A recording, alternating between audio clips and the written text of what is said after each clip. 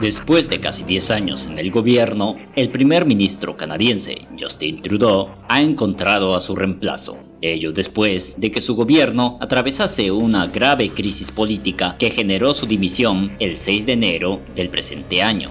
Sin embargo, no ha sido hasta este domingo 9 de marzo que su agrupación, el Partido Liberal, celebrase elecciones con el fin de hallar un nuevo liderazgo.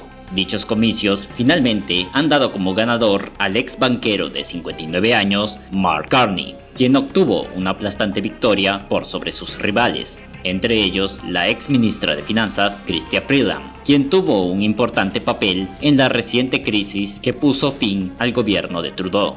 Tras su victoria, Carney dio un aplaudido discurso en el que agradeció a los miembros de su partido, elogió la trayectoria del saliente primer ministro y prometió firmeza contra las políticas agresivas del gobierno estadounidense dirigido por Donald Trump.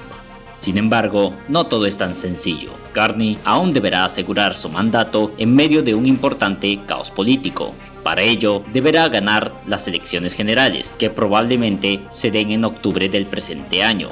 En estas, deberá competir contra el conservador Pierre Poilievre, quien ha sido llamado por muchos como el Trump canadiense. Pero, ¿quién es Mark Carney? ¿Qué pasó con Justin Trudeau? ¿Qué le espera a Canadá en esta nueva era? Acompáñanos a responder estas y otras preguntas aquí en Macro Pacífico. ¿Quién es Mark Carney? Hijo de dos profesores, Mark Carney nació el 16 de marzo de 1965 en Fort Smith, un pueblito ubicado en la región canadiense conocida como Territorios del Noroeste. A los 6 años se mudó junto a su familia a la ciudad de Edmonton, capital de la vecina provincia de Alberta. Ahí, el pequeño Carney creció jugando hockey para un equipo local y obtuvo una beca para estudiar en los Estados Unidos, donde se graduó de economista por la prestigiosa Universidad de Harvard en 1988. Luego realizaría una maestría y un doctorado por la Universidad de Oxford, Inglaterra, en 1995. Tras culminar sus estudios, Carney comenzó su carrera a lo grande, trabajando para Goldman Sachs, uno de los grupos de banca de inversión y valores más importantes del mundo. Carney trabajó por 13 años en dicha institución y llegó a viajar por sus distintas oficinas ubicadas en Londres, Tokio, Nueva York y Toronto. En 2003 abandonó el sector privado y se incorporó al Banco de Canadá como vicegobernador y después como viceministro adjunto principal para el Ministerio de Finanzas. En 2007, a la edad de 42 años, fue nombrado gobernador del banco, cargo que asumió justo antes de la gran crisis financiera que golpearía al mundo. Su desempeño en el manejo de esta crisis le permitió a Canadá salir bien librada. Al menos así lo reconoció el entonces economista jefe del Royal Bank of Canada, Craig Wright. Gracias a ello, en el 2013 fue llamado a liderar el Banco de Inglaterra, siendo el primer no británico en estar al mando de dicha institución, en la cual tuvo que enfrentar desafíos como el referéndum por la independencia de Escocia, el Brexit y la crisis política que vino después.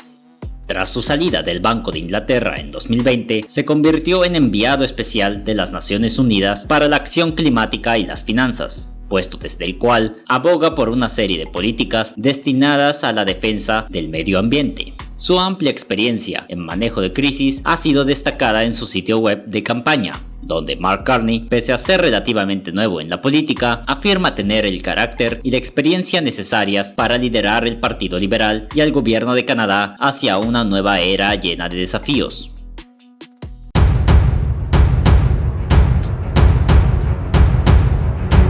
Pero, ¿qué pasó con el primer ministro Justin Trudeau? ¿Cómo es que se ha dado este cambio?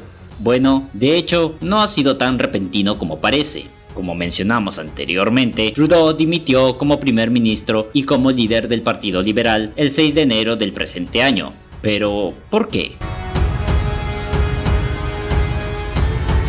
Justin Trudeau, hijo de quien fuera el 15º primer ministro de Canadá, Pierre Trudeau, asumió su cargo en noviembre del 2015. En aquel entonces, el joven líder gozaba de una amplia popularidad, sobre todo entre los más jóvenes, quienes aplaudían las políticas progresistas de Trudeau. Dichas políticas abarcaban desde la lucha contra el cambio climático, los derechos de la comunidad LGBT, el feminismo, la reconciliación con los pueblos indígenas, entre otros. Como podrán imaginar, ello le generó tanto amores como odios intensos entre el pueblo. Desde entonces, su imagen se fue poco a poco desgastando, hasta el punto que en la siguiente reelección ganó, pero por un margen muy reducido, y se quedó sin mayoría parlamentaria.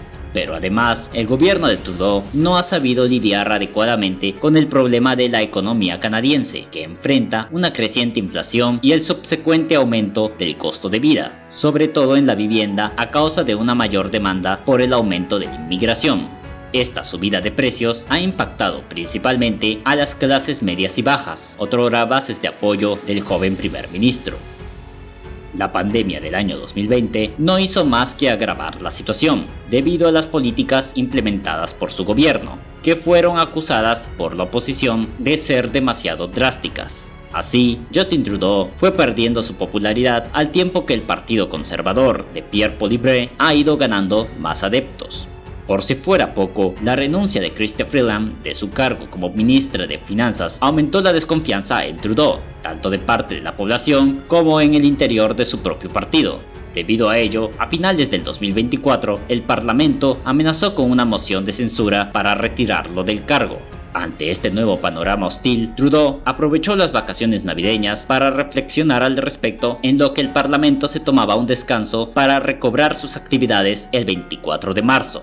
Finalmente, el primer ministro comprendió que su capital político ya se había agotado y optó por dimitir el pasado 6 de enero, para así dar paso a un nuevo líder que puede impedir la victoria de los conservadores. Es así como llegamos al último 9 de marzo, con los liberales eligiendo a Mark Carney para suceder a Trudeau como líder del partido y como nuevo primer ministro de Canadá. Su victoria fue contundente, con casi un 86% de los votos, muy por encima del segundo lugar ocupado por Chrystia Freeland, quien solo pudo obtener el 8%. La victoria de Carney marca así una nueva era para Canadá, pero como dijimos antes, aún está por verse su permanencia en el cargo.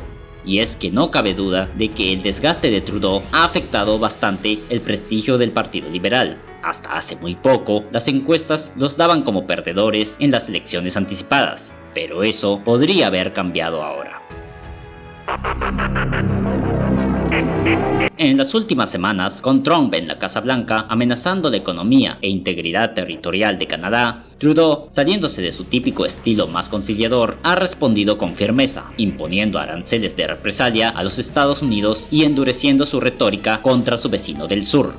Este nuevo Trudeau, más duro y beligerante, parece haber sido del agrado del pueblo canadiense. Así ha quedado manifestado tras la encuesta del Instituto Angus Reid, que le da al primer ministro un 52% de aprobación, luego de haber pasado más de un año en caída libre.